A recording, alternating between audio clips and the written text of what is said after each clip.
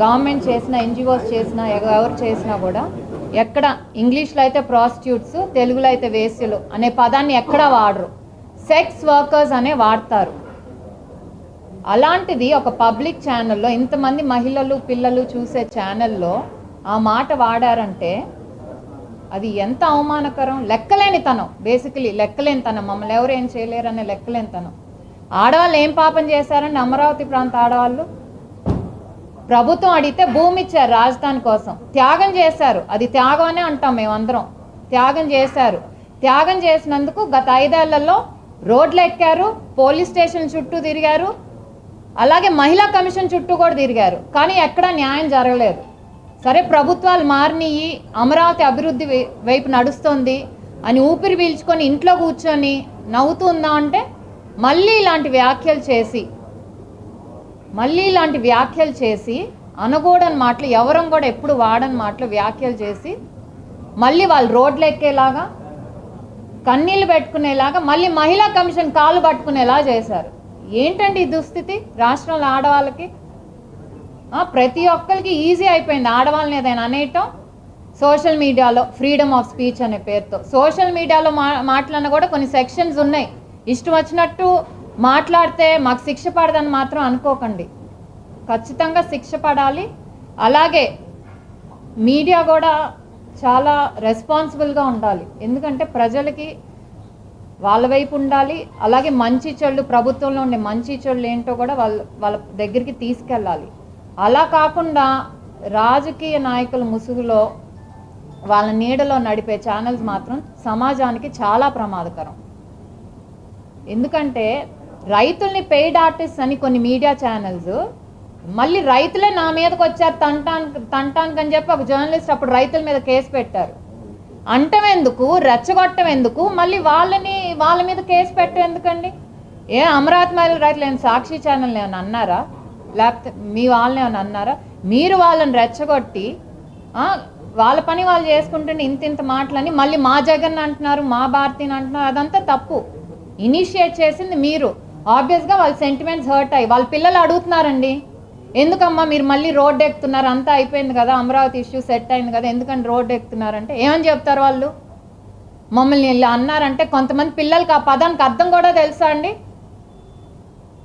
నిన్నొచ్చి చెప్తున్నారు, మేము ఎలా తిరగాలి రోడ్ల మీద, మాకు అన్నం ముద్ద దిగట్లేదు, బయటికి రాలేకపోతున్నాము. ఇవే ఎవరు బాధ్యత తీసుకుంటారు వీటన్నిటికీ? ఒక ఛానల్లో ఒక ఎనలిస్టు, ఒక జర్నలిస్ట్ కూర్చున్నారంటే సొంత అభిప్రాయం, అతను ఇది ఫస్ట్ టైం కాదు, అంతకుముందు కూడా మాట్లాడారు. అతను అలాంటి వాడు అలా మాట్లాడతా అని తెలిసినప్పుడు ఆ ఛానల్ బ్యాన్ చేయాలి అతను తీసుకోవటం. అంతేగాని ప్రజల్లో ఇంత ఆవేశం వచ్చింది, అందరూ కంప్లైంట్ చేస్తున్నారు, పోలీస్ స్టేషన్కి వెళ్ళి భయంతో అతని పర్సనల్ విషయాలు, అతని ఆలోచనలు మాకు సంబంధం లేదని సరిపోదు. ఆ రోజు కూడా గత 5 ఏళ్లలో కూడా కొన్ని మీడియా ఛానల్స్ ఏదైనా కింద జర్నలిస్ట్ అన్న మాటలకి మేనేజ్మెంట్ వరకు కేసులు పెట్టారు కదా. మరి ఇప్పుడు మేనేజ్మెంట్ ఎలా తప్పించుకుంటుంది?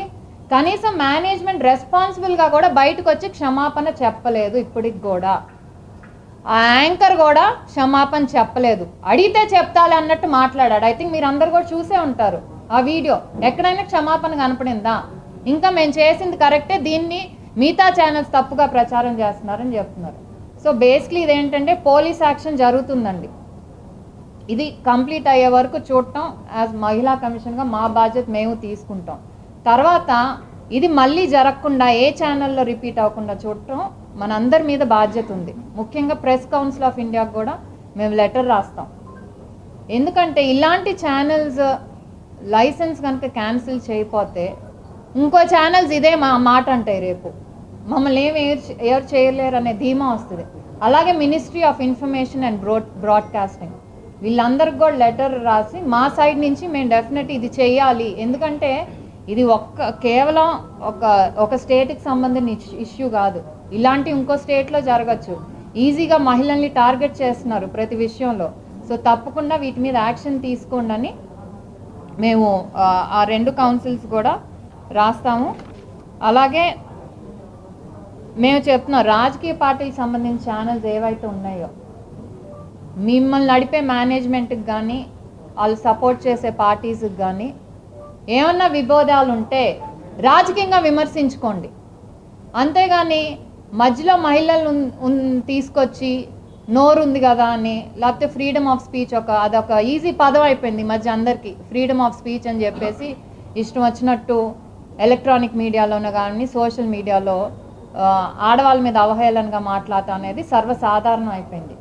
మాకు గత 5 ఏళ్లలో ఎలా ఉందో మేబీ అవన్నీ యాక్సెప్ట్ చేశారో అది మాకు అనవసరం.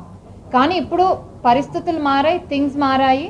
డెఫినెట్లీ ఇలాంటివి వస్తే మాత్రం యాక్షన్ అనేది తీసుకుంటాము. శిక్ష పడే వరకు కూడా దాన్ని ఫాలో అప్ చేస్తాము. ఏదైతే మహిళా కమిషన్ పవర్స్లో ఎంతవరకు మాకు పవర్స్ ఉన్నాయో ఆ పవర్స్ అన్నీ యూజ్ చేసుకొని ఎక్కడ తప్పించుకోవటానికి ఛాన్స్ లేకుండా డెఫినెట్లీ యాక్షన్ అనేది తీసుకుంటాం.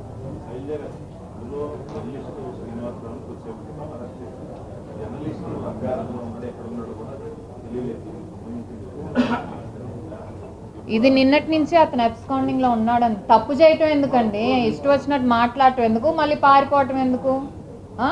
అతను చెప్తున్నాడు కదా ఫ్యాక్ట్స్ ఉన్నాయి అని, మరి ఆ ఫ్యాక్ట్స్ తెచ్చి ధైర్యంగా ఇది బేస్ చేసి మాట్లాడని చెప్పాలి కదా. చెప్పలేడు, ఎందుకంటే అదంతా తప్పు. కేవలం అది ఇంటెన్షనల్గా చేసిన కమెంట్స్ అండి. ఏదో డిస్కషన్లో వచ్చో ఫ్యాక్ట్స్ బేస్ చేసుకొనో మాట్లాడింది కాదు.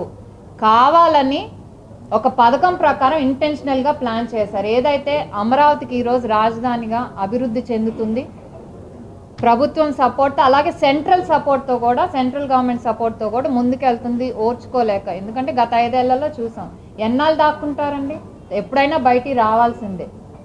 సమన్స్ ఇచ్చినప్పుడు వాళ్ళు దొరకపోతే అది పోలీసులు పట్టుకొని డెఫినెట్లీ వాళ్ళు ఎక్కడున్నా ఎత్తుక్కొని ఫ్యామిలీని వదిలేసి ఎన్నాళ్ళు వెళ్ళిపోతారు, రావాల్సిందే కదా.